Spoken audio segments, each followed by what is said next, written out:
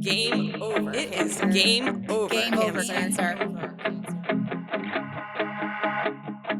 I'm Val Solomon, Director of Program Impact at Cannonball Kids Cancer Foundation. And I'm Dana Nichols, Executive Director of CKC. Game Over, Cancer, a podcast dedicated to exploring conversations about pediatric cancer research, solutions, and inspiring family stories. We're a nonprofit dedicated to creating innovative treatment options for kids fighting cancer and educating for change. By creating a space for these conversations, we empower the community to take action and provide tangible hope. Game over, cancer. Screw you, cancer.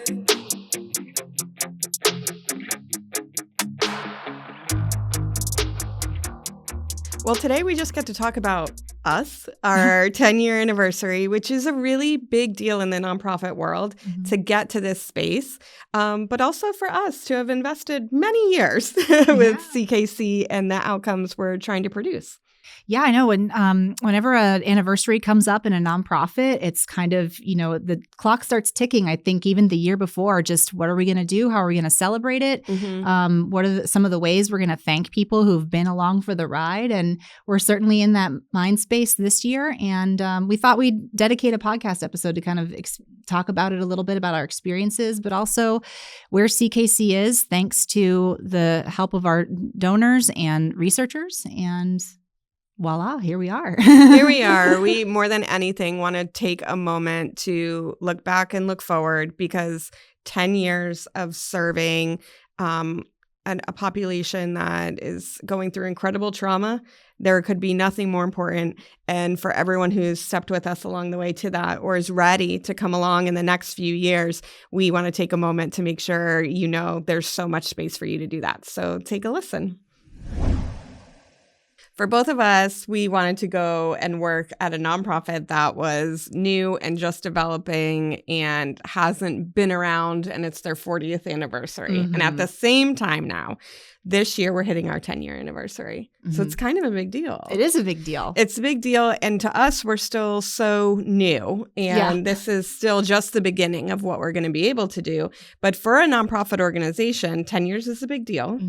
And for us, 10 years is a big deal, especially you've been here now more than half of it. Yeah. So that's exciting, right? Wow. Yeah, I have. Oh, my goodness. Right? Because I think you are... I came in right around the 5-year anniversary timeframe. There you go. So now your time has doubled. And I think we've been able to do so much. But it's really hard. It is very hard. Yes, I agree. The allure of coming to work for a younger nonprofit was you got to put systems in place, right? And now it's getting to the point where we can't say, well, we're just a young organization anymore. We're just a baby. We're just a baby. But I think, okay, you have your systems in place. What's next? Yes. And how do we, we built the plane now, we're flying it. How do we keep moving, or where are we going? Have been all the big questions. Yeah. Certainly that we have as a staff in different meetings, certainly that our board has questions and that our public has, especially when we're doing something that has such a long runway. Let's make this all plain metaphors. Okay, we're about exhausting my knowledge. I've used them all. So that's all you get. But I think that's a huge piece too, is again, if we just finished building the plane and not really building enough to sustainably fly, then what are we doing when something is such a difficult topic and is going to take a really, really long time to actually solve? Yeah. And I want to take a detour from our pre-scripted notes where we were like, this is what we're going to talk about, to kind of set the stage a little bit, at least in terms of the history from when I came in at CKC's roughly 5-year anniversary. It very much was conversations about, well, this is great because we know new businesses, new nonprofits, a lot of them fail in the first 5 years. So it was very much a milestone. And when I think about the 5 years from then until now, we've had a pandemic. There's been a lot of changes. We've even just internally, we've moved offices. We have new employees. We've grown. We're investing in more research. And so there's a lot of change there.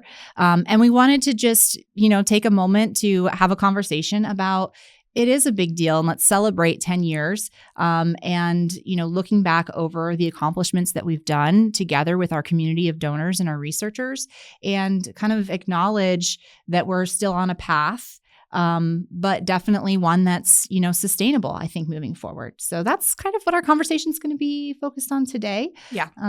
As youngster organization that's moving into, we've got some systems in place and we're doing it.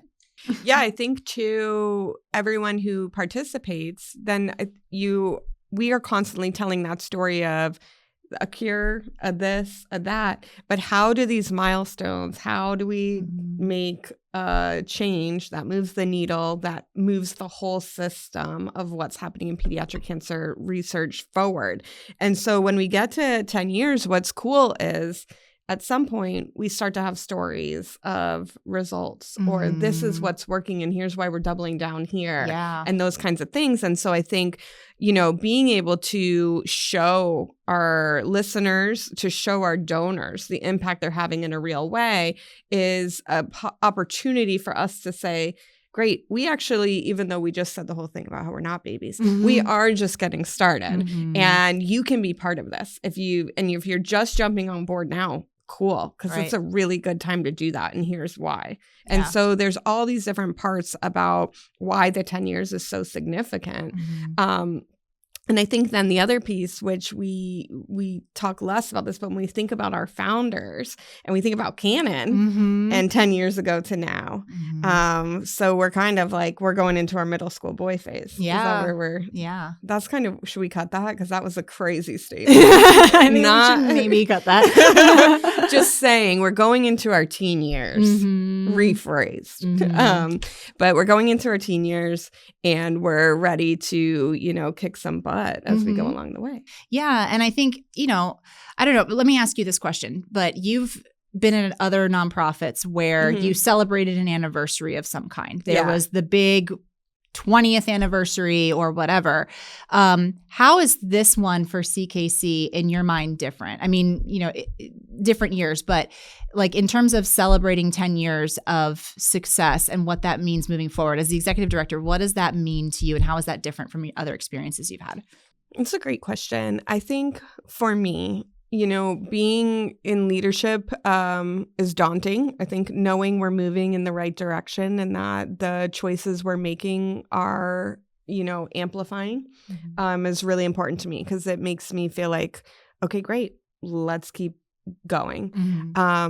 I think that when we talk about research and clinical trials, what I see differently here than other places is it is such a long road in the sense that even once we give someone their funding, they're just getting started potentially on that research.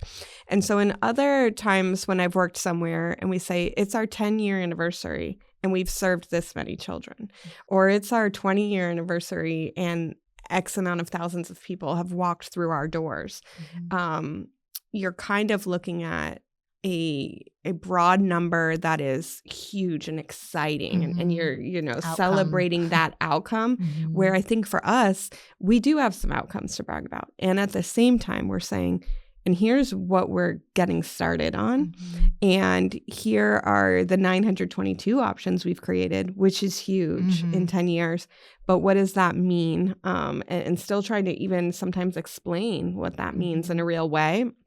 And so to me, the 10 years is a lot less about, okay, what are the numbers we're going to tell everyone this is what's happened in our success, as what have we been able to start building a foundation of the next phase. And so in so many ways, it does feel like we're just getting started because we've seen that this is working and we need to keep going. Yeah.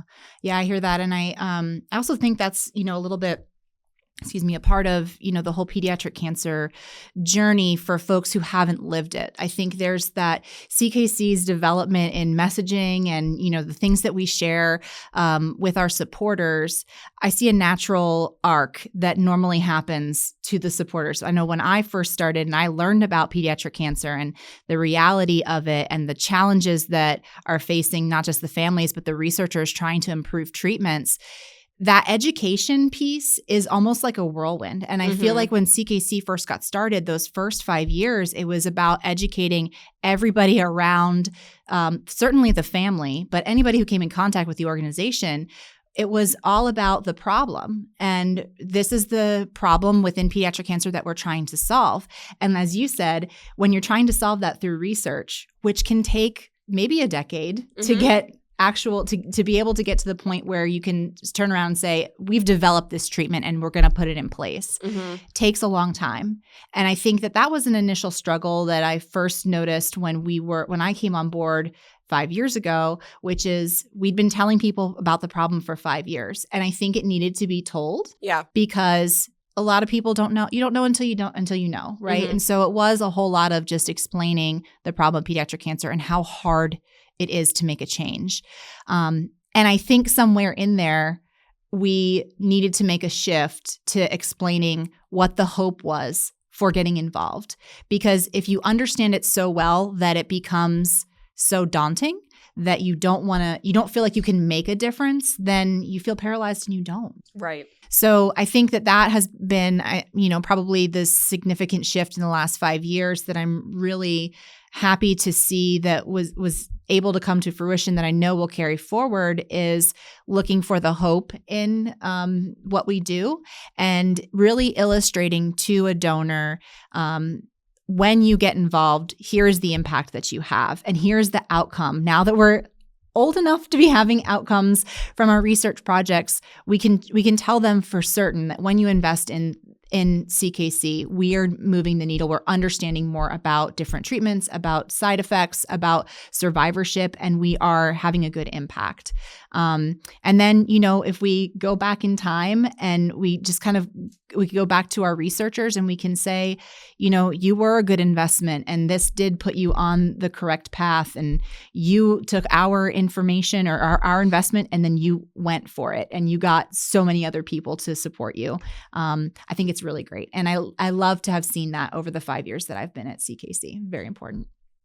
Yeah, I think the other thing that's really interesting, and you touched on COVID for a second, is once you've established this is the problem overall and what we're trying to change, then you can start stepping back a little bit and go, and here's the problem when there's a pandemic. And here's a problem when, perhaps you have a government cutting funding, or here's the problem when. So you have this idea of once your baseline you've established with our donor, with our community, this issue, now you can say, and here's all the ways that it gets exacerbated. And so I think part of coming to 10 years and being, as a standard of, this is our organization, this is what we do, then we find, like I know we've both found in the past couple months, several people coming to us and going, wait, is this real? And how does this affect cancer research? And how do I do something, right? So not to say, when you become a thought leader, but in our community, when you become a place where people know they can get the information about the problem and all the inner workings, then you can take that next step to understand truly how this is part of our entire ecosystem as, a community, as a country, as a planet. Yeah, I think that's so important that was especially one of the things, when I first came in and got involved with CKC, was a goal was to be a thought leader. And, my analytical brain, though, I was like, okay, well, what's your measurement? When are we what's the mass of, okay, people are actually coming to us for the information. But I think you're right. It's just when, people trust you, when you have good stewardship and they understand the effort and the impact that you are as an organization putting into changing the problem, then yes, when they have questions about it in general, they come to you and they ask, or, and I think that has been something that is one of the indicators to me of things to celebrate at 10 years, which is we do have people who, are looking to us to collaborate and to help guide, or just at least, put all of our minds together and collaborate and try to come up with the best way, the most efficient way to get funding to better treatments and create them. Yeah, absolutely. Okay, so let me ask you, we've all said we know where we are. Yeah, some days. We sort of know where we're going. Yeah. But what do you think then our messaging looks like going forward to the people we know and to the people we don't? That is a really great question. And one thing that I will say is if 5 years ago you had asked me that, I would not have predicted a pandemic. I wouldn't have predicted so many different things. So my answer has a caveat of I am not a fortune teller, so I don't know. But my hope would be that we can continue to broaden our audience and make sure that communities where we're investing, particularly if we have donors who are involved with CKC. So if you live in a city and you've donated to CKC before, and also we're funding a project in your area, I really want you to know that we're doing that, you know? Mm-hmm. And it's really interesting to me. CKC is a little bit different from other organizations that I've worked at in nonprofit, where I am headquartered. We are headquartered in Orlando, but we are truly, our service area is anywhere where there's innovative research. So we have research in California. We have it in Philadelphia, New York, Boston, Florida as well. But we have it all over the country and some places internationally as well. And I just don't know. I think we've been, able to chip away at certain things, but the next big chunk of messaging that I would like people to understand is that we are investing in your backyard and what that means and what that looks like. And I think that is something that makes us unique, at least in terms of other places where I've fundraised and done messaging, where a selling point might be, look, all of your money goes back into the community. You know, when you're making an investment here, it's going to benefit you directly. And it does, but I think it takes a little bit longer of a journey before it maybe comes back. And so, understanding that the point of you donating with CKC is maybe that it does not stay here, that it doesn't get invested in your backyard, but it does go to to our estimation, the best place it can for that grant cycle, and having people be excited about that. To me, that's been like the biggest leap in terms of how I used to fundraise and message, and now how I fundraise with CKC is getting people wrapped around the idea that, this isn't coming directly back to you right now, but it will come back. Yeah. It will. I also think to that end, we still are not at a place where everyone, should they, God forbid, ever need to seek treatment for their cancer or their pediatric cancer, is able to stay in their community. And so still that little piece of education of sometimes when things are very rare, you need to seek expertise outside of your own community, then it's really important that that's available in general. And that's still where we are. And I think we talk a lot about the idea of like a breakthrough in one space can become information that everyone can use from childhood to adulthood. And that's really powerful too, as far as what we're seeing and what people are doing. Yeah. And that brings to mind two things for me. One, when I first started at CKC, it seemed like the applications that we were getting were very, very cancer specific. So there would be, a research project that looked at neuroblastoma.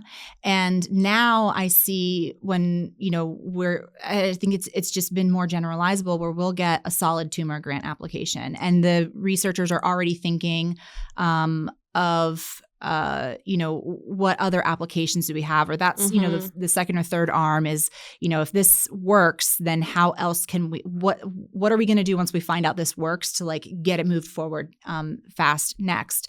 And so I think that there's, part of our job and our responsibility is to kind of keep an understanding of that, what is happening in pediatric cancer research space, and listen to our researchers when, they have feedback for us. And that's something I think that has been really interesting too, when we circle back and talk with the families. When we are working with families who, maybe are fundraising their own project and they want to see the money that they raise go into a specific type of research program, and having to, work with them to understand, like, I understand that you want to invest in neuroblastoma, and the project that we have will do that in part, but it also will, inform us on these other types of cancers as well. And just having those conversations and making sure that they're okay with that, or do they want to wait for something that's neuroblastoma specific, but always keeping an open line of communication, not just with our researchers, so we understand what their needs are, but also communicating that to our supporters and our families too. I thought that was I've enjoyed seeing that and helping support that grow. And then I kind of alluded to that, but the second part was just, I really hope that going forward, and I know we will, just that we keep working with families the way that we do, telling their stories, but also in a way that they can feel comfortable, and that we're being responsive and inclusive to not just helping them with their advocacy, but or their legacy building, but also that we're very cognizant of its impact on them. And that's something that I think has been infused into our messaging, especially in the last 5 years. And I'm really happy to be able to carry that forward. Yeah, absolutely. I don't see that aspect of who we are changing in the best way. Yeah. And I'm glad for that. What do you hope to see in the next 10 years of what we do? This isn't crystal ball. This is what you want and what we create together. Yeah. Gosh, I really would love to see more fundraising happening around the country. I love this community. I love Central Florida. I love Orlando and Winter Park and, College Park, where, it all kind of started for CKC. And we've had a lot of investment from a lot of places across the country. And I kind of feel like Central Florida has been the little engine that that got CKC started and that pushed it to where it could start to fundraise from other places in the country. And I would love to carry that forward so that it's not, I don't want to say a burden on Central Florida. I don't feel like it's a burden, but I do feel like it is in the next 10 years a great time to be able to launch fundraisers where we are being supported, the mission is being supported by other communities. And that's why I mentioned, messaging in communities that we already invest in, right? So if we've invested $500,000 in Boston, for example, it would be great to have, fundraisers there where we can do some education. We can invite that community to participate in that investment and have them feel pride about what's going on in their backyard through CKC and kind of take a little bit of the strain off of always coming from within Florida to then go in Florida, but then everywhere else as well. So it's the double-edged sword, right? Of saying we're going to invest wherever there's, impactful research and having to manage expectations that sometimes it's not in your backyard, but sometimes it is. Yeah, absolutely. What about you? What do you hope for the next 10 years? I think for me, I am really excited about those we've invested in, especially our young investigators building out their labs and then moving forward in their research. So knowing that investment creates more things to invest in is really interesting. And so seeing these young investigators sometimes move cross-country for their labs or set up where they have been in their individual lab and move forward in their research, knowing that we have an opportunity down the road, hopefully, to invest in them from a clinical trial perspective is really important to me. In general, we've spent the last couple of years really refining our application process. And so now we know we are out there getting really great research and being able to fund more of it. So we, at the end of December 2024, we're at $650,000. My next goal for us would be that every year is an annual $1 million new investment. And as soon as we hit that marker, I'm going to move it to the next one. But tricky. Yeah, but that's what we do. But can we be giving out in the next few years $1 million in new investment of research every single year is without question my goal for us. I don't think it'll take 10 years to get there. But I don't think so either. I think it takes, a couple significant, investments from somewhere. Yeah.